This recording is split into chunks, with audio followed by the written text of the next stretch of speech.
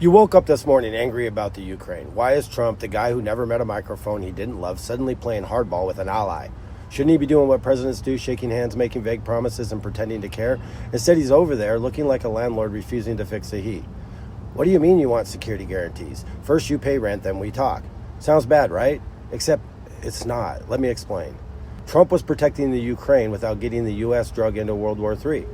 Stay with me, because if you don't see that, it's not the facts, it's you. Zelensky was never going to sign the deal. Trump and J.D. Vance knew that. Instead, Zelensky pushed for security guarantees, which is just a fancy way of saying NATO membership. And the Ukraine and NATO, it's not happening. And if you don't know why, that's a video for another time. Zelensky's played his hand, got Democratic support, got global support, and made himself look like a victim. But watch his body language. Listen to what he mutters. He's not a victim.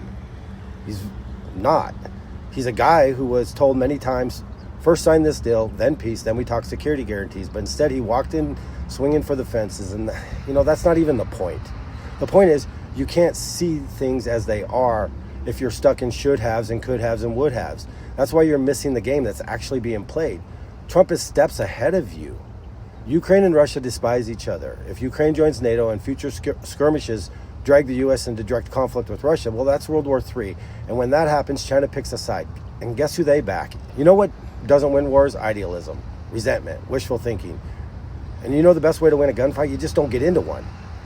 Trump's move was a mineral deal, not a military one. U.S. companies get involved in Ukraine's mining industry. That puts American lives on the ground. So if Russia invades, they risk attacking us, which means Trump just stopped a war without firing a shot.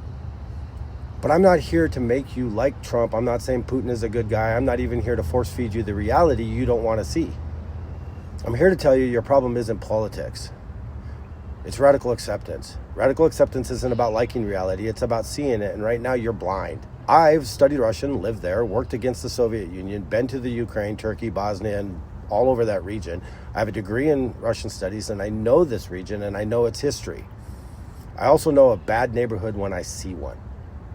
But this isn't about what I know. It's about you.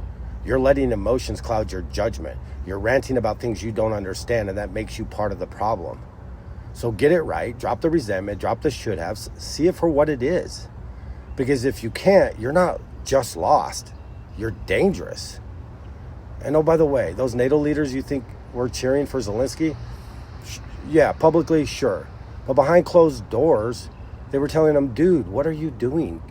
We can't defend you. Go fix things with the U.S. But you saw them clapping.